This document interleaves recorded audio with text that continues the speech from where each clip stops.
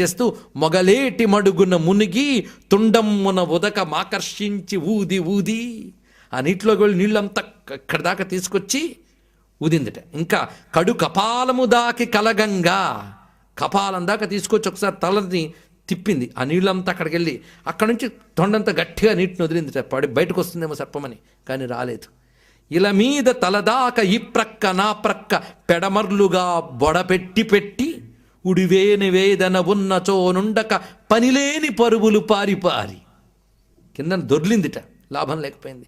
పనిలేని పరుగులు, తేలు కుట్టిన ఏది కుట్టినా గెంతుతాం, గెంతడం వల్ల ఏం లాభం లేదు, కానీ బాధపట్టుకు ధరించలేక గెంతుతాం. అదేవిధంగా పనిలేని పరుగులు పారి పారి పెద్ద మ్రాకులతో కుంభపీఠ యుగము తోముకొనుచు ఆ బాధ తట్టుకోలేక అక్కడ నుండి పెద్ద పెద్ద చెట్ల దగ్గరికి వెళ్ళి కుంభస్థలాన్ని తోముకుంటుంది. చెట్టులు దూరి దూరి ఆ రెండు చెట్ల మధ్యలోకి దూరి అవస్థపడుతోంది ఎలాగైనా బాధ తట్టుకోలేక. పాము చేసిన దుఃఖంబు సామజంబు తీర్చుకుని వెరవెరుగక ధీరబుద్ధి. ఆఖరికి తెలుసుకుంది ఇంకా లాభం లేదు. మనస్సుని చిక్కబెట్టుకుందండి. పరమేశ్వరుని కళ్ళారా చూసుకుంది. స్వామి ఏనా చచ్చుట తప్పదిప్పుడు, ఇంక నేను చావక తప్పదు. ఎక్కడ చేస్తున్నాను చాలా సంతోషం. ఉమాధీశోపకంఠంబునన్, ఆ ఉమాధీశ్వరుని సన్నిధిలో మరణిస్తున్నాను. పైగా తాను చావక చంపనోపదు ఉరగేంద్రంబు. పోనీ లోపల బాధపడుతుంది, అదేం బతుకుతుందంటే అది బతకదు, నన్ను బతకనివ్వదు. ఇది తెలిసిపోయింది. ఎక్కుడి ఈ దుఃఖమేలా నాకు, ఎలాగూ నాకు దానికి కూడా చావు తప్పదు.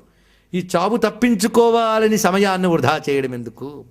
సరే చంపి చచ్చుట జనాహ్లాదంబు కాదా? శౌర్యంలో శత్రువుని చంపి వాడు చావడం అనేటటువంటిది శౌర్య ప్రతాప చిహ్నం. అందుకు అవాచీన స్థాణునగంబే వజ్రశిలగా సేవింతుగా కింతటన్. ఈ దక్షిణ కైలాసమే వజ్రస్థానంగా నేను భావిస్తున్నాను. అనిమత్తేభము చిత్తజాహితుని దిక్కై మృక్కి.